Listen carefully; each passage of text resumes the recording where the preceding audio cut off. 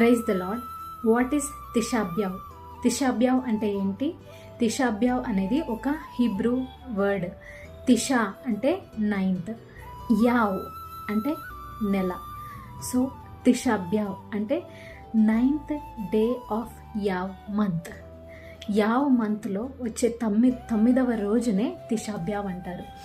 ఈ రోజుని ఈ యూదులు చాలా బాధాకరంగా జరుపుకుంటారంట. మన క్యాలెండర్ ప్రకారం చూసుకుంటే ఇది జూలైలో వస్తుంది. ఈ తిషాబ్యావ్ని ఆచరించేటప్పుడు యూదులు వారు ఏమి తినరు, ఏమి త్రాగరు, అలాగే విలాప వాక్యములు చదువుతారంట. ఫ్లోర్ మీద కూర్చోటం లేదా చిన్న స్టూల్స్ మీద కూర్చోటం, ఇంకా అనుదినము చేయదగినవి చేయకుండా తమను తాము నిరాకరించుకోవటం లాంటివి చేస్తారంట. ఎందుకు తిషాబ్యావ్ని బాధాకరమైన దినముగా వారు ఆచరిస్తారు అంటే దానికి కొన్ని కారణాలు ఉన్నాయి. మొదటి కారణం 586 BCలో అంటే 586 సంవత్సరము క్రీస్తు పూర్వము నెబుకద్నెజర్ పరిపాలన కింద బబులోన్లో వచ్చి ఇశ్రాయెల్ని చెరపట్టుకొని వెళ్ళినప్పుడు వారు మొదట కట్టబడిన మందిరము అంటే సొలొమోన్ చేత కట్టబడిన మందిరంని డెస్ట్రాయ్ చేస్తారు. అది ఈ నెల 9th డే ఆఫ్ యావ్ మంత్కి అసోసియేట్ అయ్యి ఉంటుందన్నమాట. రెండో కారణం ఏంటంటే 70th ఇయర్ AD అంటే క్రీస్తు శకము 70వ సంవత్సరంలో రోమీయులు సెకండ్ టెంపుల్ని, రెండవసారి కట్టబడిన మందిరాన్ని డెస్ట్రాయ్ చేస్తారు. సో ఇది కూడా ఈ 9th డే ఆఫ్ యావ్ మంత్కి రిలేట్ అయి ఉంటుంది. మూడవది ఏంటంటే ఇశ్రాయేలు వాగ్దాన దేశాన్ని స్వతంత్రించుకోవటానికని మోషే 12 మంది వేగుల వారిని ఈ వాగ్దాన దేశానికి పంపిస్తాడు. 12 మంది తిరిగి సమాచారం తీసుకొని వచ్చినప్పుడు యెహోషువ, కాలేబు ఇద్దరు తప్పించి మిగతా 10 మంది భయాన్ని కలిగించే సమాచారాన్ని చెప్తారు. ఆ ల్యాండ్ అయితే ఫ్రూట్ఫుల్ గానే ఉంది, ల్యాండ్ ఫలభరితంగా ఉంది, కానీ అక్కడ మనుష్యుల ముందు మనము మిడతలం అయిపోతామని ఇశ్రాయేల్కు భయము కలిగించే సమాచారాన్ని వాళ్ళు చెప్పినప్పుడు ఇశ్రాయేల్ ప్రజలు ఈ సమాచారం విన్న తర్వాత ఏడుస్తూ మోషే మీద, అహరోన్ మీద సనుగుతూ, దేవుడు చంపటానికి ఐగుప్తు నుంచి మమ్మల్ని ఇక్కడికే తీసుకొని రావాలా, మేము ఐగుప్తుకి వెళ్ళిపోతాం, తిరిగి ఒక నాయకుడిని మేము ఎన్నుకుంటామని వారు మాట్లాడినప్పుడు దేవుడు తన మహిమను కనపరిచి ఈ విధంగా అంటాడు, నేను ఇంతవరకు నడిపించినప్పుడు జరిగిన అద్భుతాలని, సూచక్రియల్ని చూసి కూడా ఈ ప్రజలు ఇట్లా మాట్లాడుతున్నారని చెప్పి ఒక జడ్జిమెంట్ పాస్ చేస్తారు. ఏంటంటే 20 years అండ్ అబౌవ్ ఉన్న వాళ్ళలో ఎవరైతే సనిగారో గొనిగారో వాళ్ళు ప్రామిస్ ల్యాండ్లోకి ఎంటర్ అవ్వరు, ఈ యొక్క అరణ్యంలోనే వారు మరణిస్తారు అని చెప్పి ఒక జడ్జిమెంట్ పాస్ చేసినప్పుడు ఆ నైట్ అంతా వాళ్ళు వీప్ చేస్తారు, అంటే ఏడుస్తారు.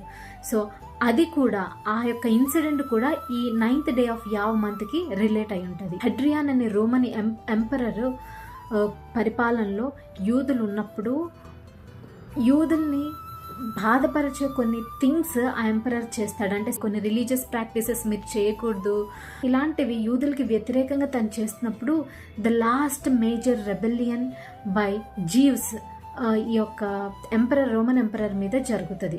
దాన్నే బార్ కోక్బా రివోల్ట్ అంటారు. బార్ కోక్బా అంటే ఇది ఒక వ్యక్తి పేరు.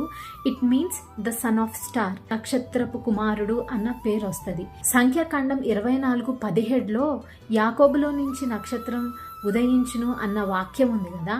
ఈ యూదులు ఏమనుకుంటారంటే ఈ బార్ కోక్బా అనే వ్యక్తే ఆ యొక్క నంబర్స్లో చెప్పిన ప్రవచన పుత్రుడు అనుకొని, అంటే మెస్సయ్య తినే అని అనుకొని రెబెలియన్ చేసినప్పుడు వాళ్ళు ఓడిపోతారు. అనేక మంది జ్యూస్ ఈ రివోల్ట్లో చనిపోతారు. తర్వాత ఈ బార్ కోక్బాని బార్ కోబ్జా అంటే son of disappointment or son of lie, అబద్ధపు పుత్రుడు లేదా నిరుత్సాహంకు గురి చేసిన పుత్రుడు అనే పేరుగా తన్ని మారుస్తారు. అలాగే యూదుల్ని ఎక్స్పల్షన్ ఫ్రమ్ ఇంగ్లాండ్ నుంచి వెళ్ళిపోమంటాం, స్పెయిన్ నుంచి వెళ్ళిపోమంటాం. ఇలాంటి ఇన్సిడెంట్స్ అన్నీ ఈ 9th డే ఆఫ్ యావ్ మంత్కి అసోసియేట్ అయి ఉంటాయి. అందుకే యూదులు తిషాబ్యావ్ అనే దినమును బాధాకరమైన దినముగా జరుపుకుంటారు. దీని తర్వాత వచ్చే నెక్స్ట్ సబాత్ని షాబత్ నచాము అంటారు. అంటే సబాత్ ఆఫ్ కంఫర్ట్, ఆదరణ కలిగించే విశ్రాంతి దినము.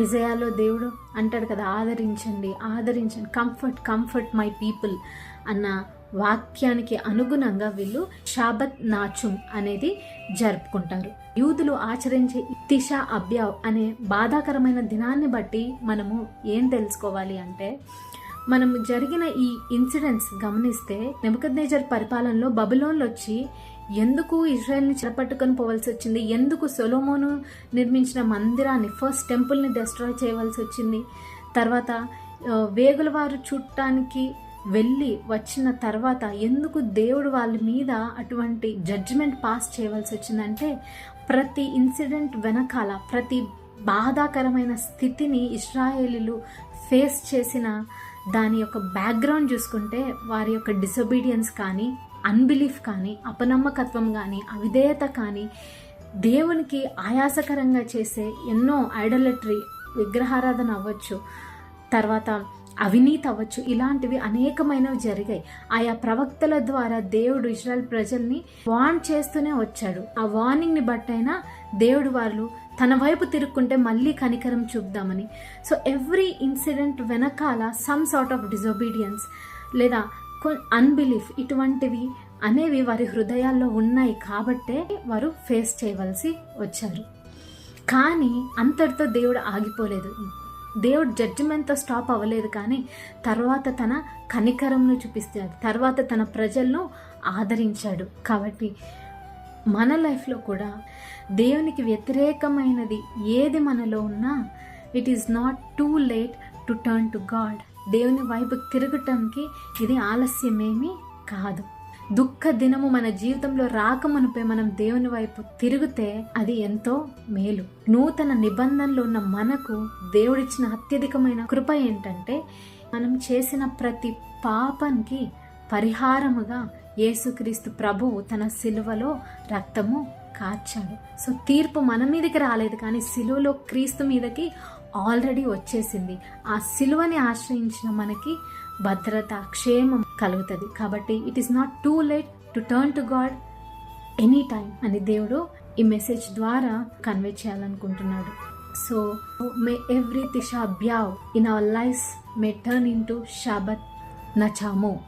ప్రతి బాధాకరమైన దినము మన జీవితంలో ఆదరణకరమైన దినముగా, నిరీక్షణ దినముగా మార్చబడునుగాక. May God bless this word. Amen.